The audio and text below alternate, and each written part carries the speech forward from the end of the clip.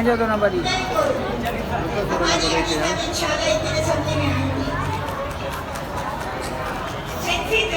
की रोकथाम की जाए।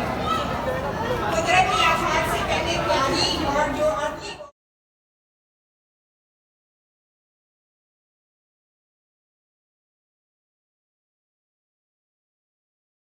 लोग हैं वो सही काम कर रहे हैं या पैसा खा रहे हैं।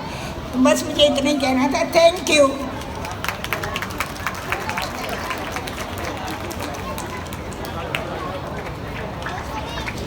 बहुत शुक्रिया मेनाज साहब ने बहुत डिटेल के साथ जो है हमें बताया कि किस तरीके से औरतें जो है इम्पेक्ट हो रही हैं इस माहौल के इससे।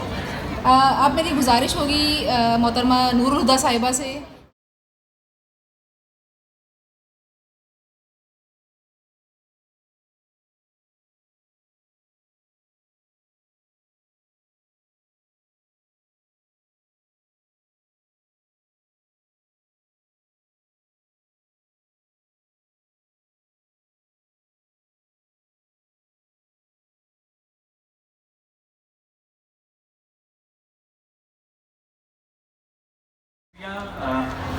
होम बेस वर्कर का NTUF का कि वो हर साल ख्वाजा सरा साथियों को भूलते नहीं हैं, शामिल करते हैं।